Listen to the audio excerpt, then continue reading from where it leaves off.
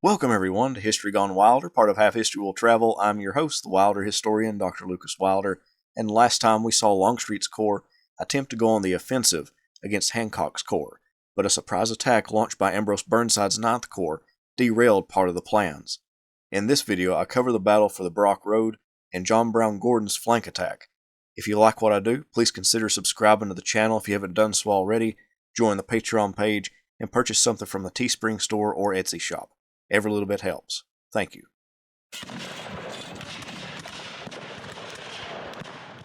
Winfield Scott Hancock had nearly one half of the entire Union Army of the Potomac under his command on the Union left, entrenched on the Brock Road, prepared to throw back any attempt by Longstreet's Corps to take the intersection.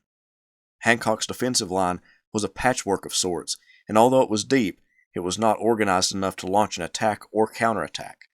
It was around 4 p.m., and although the Battle of the Wilderness began around Saunders Field, most of the action had taken place on the Union left.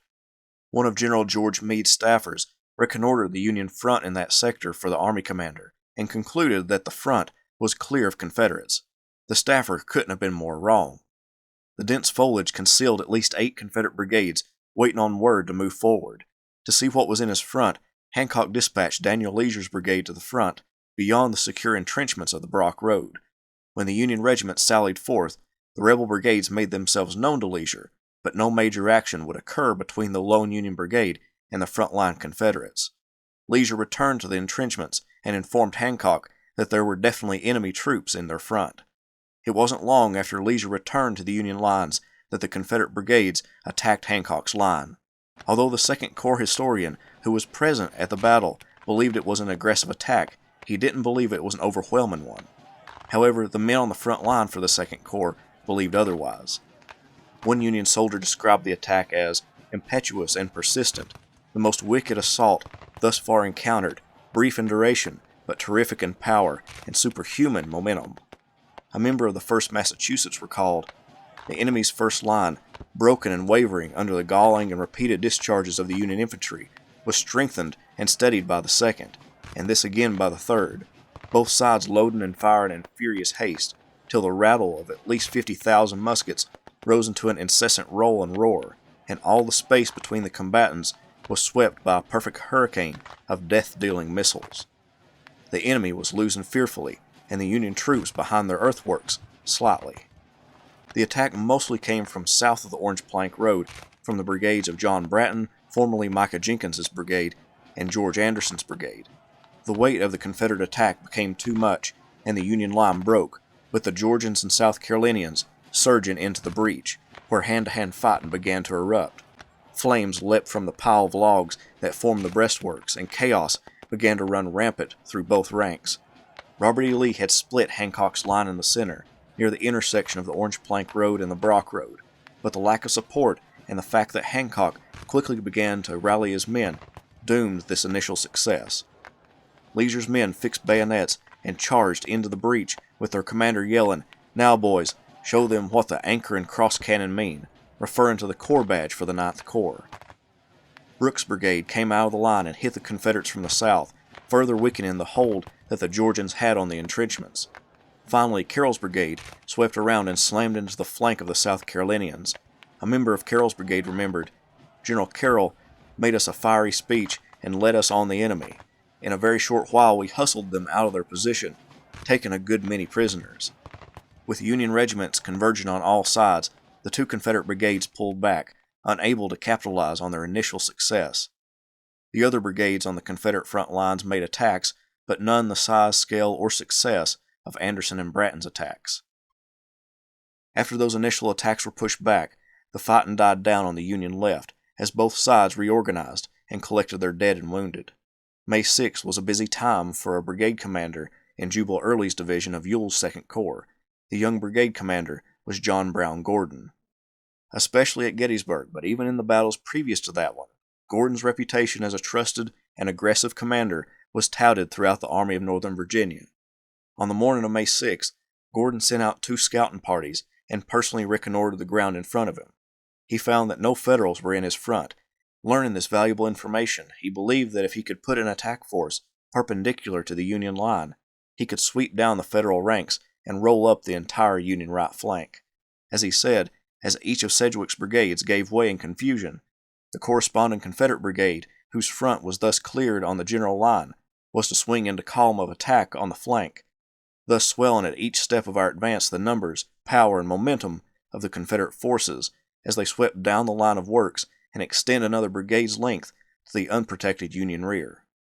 Gordon sent an aide to find Jubal Early, his division commander, but instead found his corps commander, Richard Ewell. Soon Early arrived and heard the aide tell of Gordon's plan. Early shook his head and said that the last reports indicated that there were troops on the Germanna Plank Road, and even if the attack was launched, there was no reserves in case the Union troops counterattacked. The aide informed Gordon of Early's comments, and Gordon became enraged that Early dismissed his plan.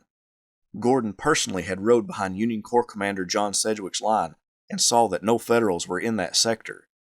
Gordon personally rode to Ewell and pleaded his case, but it was dismissed again. At 1 p.m., Gordon again went to Ewell, but his case was denied again.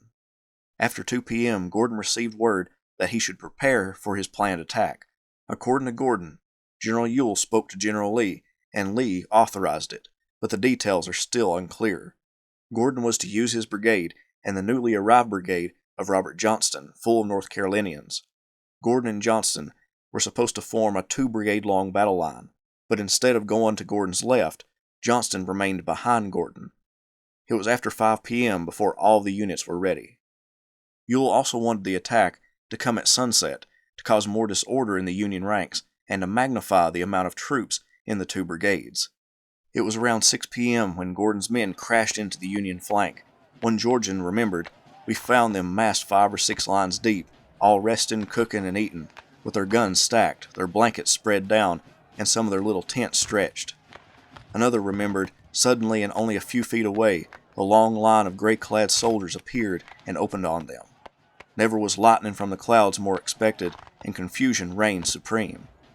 A New Yorker on that flank remembered, "The enemy came up suddenly with a terrific yell and jumped over and around the shallow works in front, throwing this gallant regiment into a rout before the members had time to grasp their muskets from the stacks." The 122nd New York made one of the most determined stands of the assault, but they, like all the rest, fell back amid the hail of gunfire coming from their flank. One Union officer described the scene. "Such excitement you could form no idea of. Staff officers yelling and calling on men to rally, and the men throwing away their guns and running like madmen, and them Rebs a-yelling as they came up on the charge with that peculiar yell they have." The success of Gordon's attack created confusion in Gordon's own line. The regiments were disordered, and Johnston's brigade, seeing some Union soldiers rallying on his left, retreated, leaving Gordon basically alone.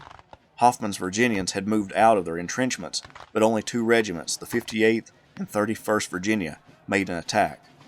Some Virginians mistakenly fired a volley into Gordon's brigade, which caused even more disruption in the attack. The Virginians made it to the breastworks of the enemy, but a heavy volley sent them to the rear.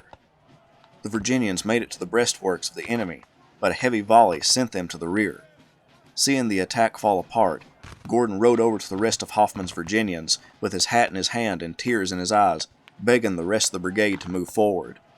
When they and Gordon's men advanced, they now ran into stiff resistance, as officers had been able to rally men as well as dispatch more troops to that sector. The darkness was also stalling the attack as the Virginians and Georgians lost unit cohesion as they moved through the woods. A Virginian wrote, "We thought we saw men lying on the ground to our front and supposed them to be our skirmishers. We marched up to them when they raised up and put their guns almost against our heads and fired." By 10:30 p.m. the attack was over, and the units went back to their respective sides. Other than some skirmishing, the Battle of the Wilderness now came to an end. Lieutenant Colonel Horace Porter, an aide to General Ulysses S. Grant, described the engagement. "Forest fires raged, ammunition trains exploded. The dead were roasted in the conflagration. The wounded, roused by its hot breath, dragged themselves along with their torn and mangled limbs in the mad energy of despair to escape the ravages of the flames, and every bush seemed hung with shreds of blood-stained clothing. Over the 2 days of battle, the Union lost 17,666 men, 2,246 killed, 12,037 wounded, and 3,383 captured. The Confederacy lost 11,033, 1,477 killed, 7,633 wounded, and 1,923 captured or missing. The battle had been horrendously bloody, with each army losing around 17% of its fighting force in 2 days. Grant, new to the eastern theater of the war, stated, "Joe Johnston would have retreated after 2 days of such punishment." Lee was a completely different commander than his western counterpart. Grant would write to Henry Halleck and the Lincoln administration that, "At present, we claim no victory over the enemy, neither have they gained a single advantage. The enemy pushed out of his fortifications to prevent their position being turned, and have been sooner or later driven back in every instance. Up to this hour, the enemy have not shown themselves in force within a mile of our lines."